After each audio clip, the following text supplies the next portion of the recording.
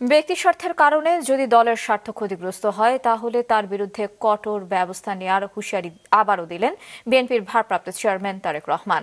অন্যদিকে অন্তর্বর্তী সরকারের জামায়াত সমর্থিত কিনা এমন প্রশ্ন তুলেছেন দলটির আরেক সিনিয়র নেতা রুহুল কবির রিজভী। রিপোর্ট করছেন হাসান তানভীর। গ্রিনহাউস এফেক্ট বা ক্লাইমেট এফেক্টের যেটা বিষয়টি, বিএনপির প্রশিক্ষণ বিষয়ক কমিটির উদ্যোগে রাষ্ট্র কাঠামো মেরামতে তাদের ঘোষিত ৩১ দফা ও জনসম্পৃক্ততা বাড়াতে এই কর্মশালার আয়োজন করা হয় খুলনা, সাতক্ষীরা, বাগেরহাট জেলার নেতাদের জন্য।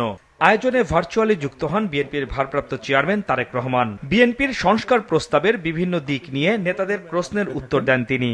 একজন মুসলমানকে সমাপনী বক্তব্যে তারেক রহমান বলেন, শিক্ষা, স্বাস্থ্য, বেকার সমস্যা, নিত্যপণ্যের দাম কমানো সহ দেশের বিভিন্ন শ্রেণী পেশার মানুষের জন্য বিএনপি কি করবে তা জনগণ জানতে চায়। তাই রাষ্ট্র সংস্কারের ৩১ দফা মানুষের কানে কানে পৌঁছে দিতে হবে। ৩১ দফার মাধ্যমে আমাদেরকে রিয়েলাইজ করতে হবে, আমাদেরকে একটি বাস্তবায়ন করতে হবে, জনগণের পাশে থাকতে হবে, জনগণের সঙ্গে থাকতে হবে, জনগণকে সঙ্গে রাখতে হবে।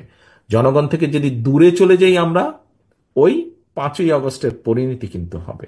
৫ই আগস্টের পরিণতি হবে। কাজে ৫ই আগস্টের পরিণতি থেকে যদি বাইরে থাকতে হয়, যেই রাজনৈতিক দলকেই বাইরে থাকতে হোক না কেন, তাদেরকে জনগণের সাথে থাকতে হবে, জনগণকে সঙ্গে রাখতে হবে। বিএনপির ওপর থাকা জন আস্থা যারা নষ্ট করতে চায় তাদের আবারও হুঁশিয়ার করেন তারেক রহমান। বলেন, যার জন্য দলের স্বার্থ ক্ষতিগ্রস্ত হবে তার বিরুদ্ধে ব্যবস্থা নেওয়া হবে। কোনো ব্যক্তির কারণে, কোনো নেতার কারণে, কোনো কর্মীর কারণে যদি মানুষের আস্থা নষ্ট হয়, তাকে আমরা ওন করতে পারবো না। বিকজ আমরা বহু ঝড় ঝঞ্ঝার ভিতর দিয়ে আজ এখানে এসে দাঁড়িয়েছি। আজকে যেমন শুধু দলের সাথে সম্পর্ক ছিন্ন করছি, এর পরবর্তীতে সরকারি অবস্থানে থাকলে তখন যেহেতু আমাদের একটি সুবিধা থাকবে, অন্যায়কারী যেই হোক না কেন, আমরা মুখে যেটা বলি আমরা সেটা বাস্তবায়নের চেষ্টা করব, এর কোনো নড়চড় হবে না। এদিকে নয়াপল্টনে কেন্দ্রীয় কার্যালয়ে বিএনপির প্রাথমিক সদস্য নবায়ন কার্যক্রম ছিল আজ। এর উদ্বোধন করে আওয়ামী লীগের দোসররা যাতে অনুপ্রবেশ করতে না পারে সে বিষয়ে সতর্ক করেন দলটির সিনিয়র যুগ্ম মহাসচিব রুহুল কবির রিজভী।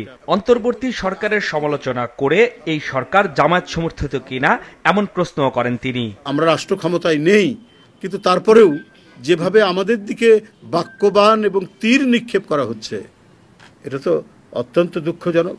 আমরা বহু জায়গায় দেখতে পাচ্ছি, বহু মন্ত্রণালয়, মনে হচ্ছে এটা যেন একটা কোনো একটি বিশেষ রাজনৈতিক দলের ছায়া সেখানে বেশি প্রসারিত, বেশি প্রলম্বিত।